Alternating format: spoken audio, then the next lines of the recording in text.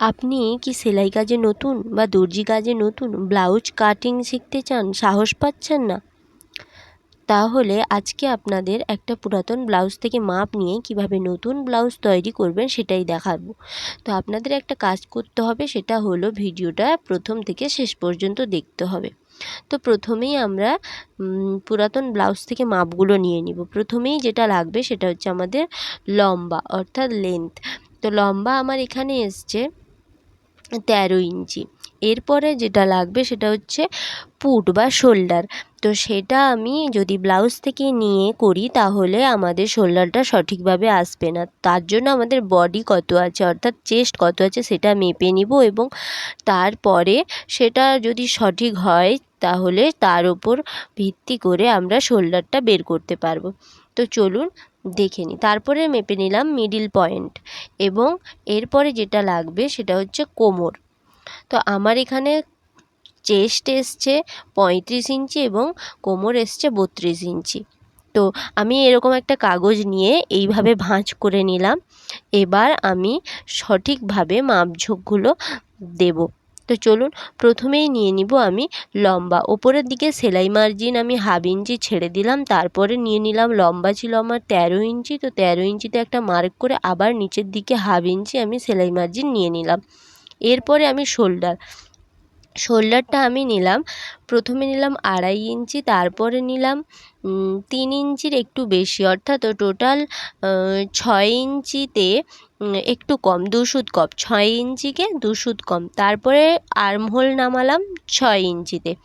এরপরে আমি চেস্ট লাইনটা টেনে নিচ্ছি। তো এখানে আমার 35 চেস্ট ছিল, তো 35কে 4 ভাগ করে যত হবে তার সঙ্গে এক্সট্রা 1.5 ইঞ্চি সেলাই মার্জিন হিসেবে যোগ করতে হবে।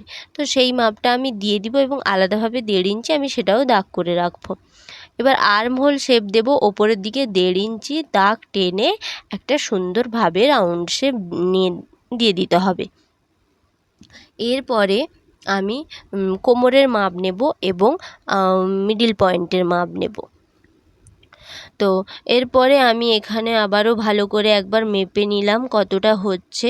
আমার 35কে ভাগ করলে প্রায় 9কে একটুখানি কম হচ্ছে।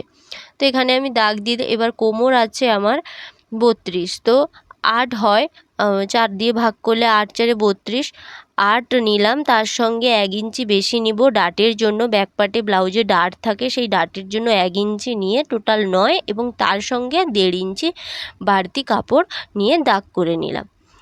এবার টেকেন যে হবে এক্সট্রা 1.5 ইঞ্চি বাদ দিয়ে কাপড়টা ভাঁজ করে এইভাবে প্রায় 5.5 ইঞ্চি মতো ওপরের দিকে আমি একটা দাগ করে নিচ্ছি। তো দুদিকে ওই মিডিল দাগের দুদিকে হাফ ইঞ্চি করে ডাট পড়বে। তো দেখো পুরোটা দেখতে পেলে ভালোভাবে বুঝতে পারবে। আশা করি তোমাদের এরপরে ব্লাউজ কাটিং করতে হাত কাঁপবেও না এবং ভয়ও লাগবে না, খুব সহজেই তোমরা ব্লাউজ কাটিং করতে পারবে। তো চলো আমার এটা হয়ে গেছে, এবার আমি গলার শেপটা দিয়ে দিব, তারপরে কাটিং করে নেব। তো দেখতে থাকো পুরো ভিডিওটা, আশা করি তোমরা ভালোভাবেই বুঝতে পারবে। শোল্ডারটা হাফ ইঞ্চি ডাউন করতে হবে, এইভাবে আর্মহোলের দিকেই ডাউন হবে।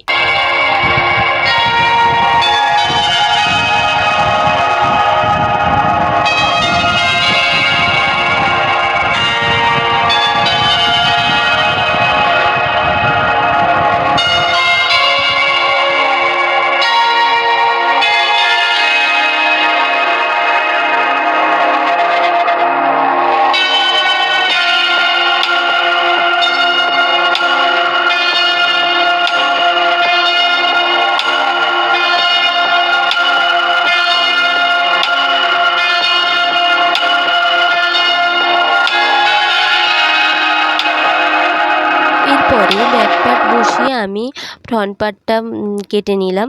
তো শুধু এখানে আর্মহোলের দিকে 1 ইঞ্চি মতো কাপড় বাড়তি থাকবে, কারণ যেহেতু টেকেন পড়বে, তো সেহেতু চেস্টের দিকে হাফ ইঞ্চি কাপড় বাড়তি থাকবে। আর এই যে আর্মহোলে হাফ ইঞ্চি ভেতরে শেপ দিয়ে তালপাত শেপটা দিয়ে দিতে হবে, তালপাত শেপটা ভালোভাবে দিয়ে দিতে হবে, তাহলেই আমাদের ফ্রন্ট পার্ট রেডি হয়ে যাবে। তো ফ্রন্ট পার্টে আরও কিছু কাজ থাকে ব্যাক পার্টের তুলনায়, তো চলুন পুরোটা দেখতে থাকুন। তো আমি এখানে তালপাট শেপটা দিয়ে দিলাম।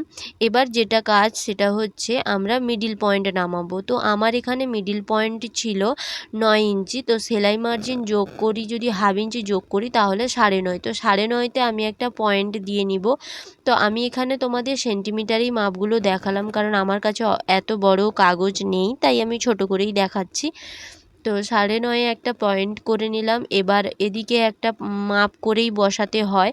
3.5 ইঞ্চি ছেড়ে কাপড়ের ভাঁজের দিক থেকে ছেড়ে 3.5 ইঞ্চি ছেড়ে পয়েন্টটা দিলাম। এবার এইভাবে আর্মহোলের মিডিল থেকে একটা দাগ যাবে, নিচ থেকে সোজা একটা দাগ দিব, এবং এখানে যেখানে একটুখানি কাপড় বেশি আছে সব থেকে, সেখান থেকে একটা দাগ দেব। তো এই যে দাগগুলো দিলাম এগুলো একটা 1 ইঞ্চি শেপে রাউন্ড শেপ দিয়ে দিব। এবার একটা রাউন্ড শেপ, কারণ ওই রাউন্ড শেপের আগে পর্যন্ত ডাটগুলো যাবে, ভেতরে ওই রাউন্ডটার ভেতরে আর যাবে না, দিলে আমাদের ব্লাউজটা রেডি হয়ে যাবে। এই হচ্ছে ফ্রন্ট পার্টের কাজ, এছাড়া আর কোনো কাজ থাকে না। এটাকে সাধারণ ব্লাউজ বলে, সাদা ব্লাউজ বলে।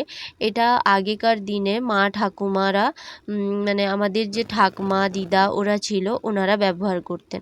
তো চলো দেখে নাও কেমন হয়েছে। আশা করি তোমাদের আর কোনো সমস্যা হবে না, তুড়ি মেরে ব্লাউজ কাটিং করতে পারবে।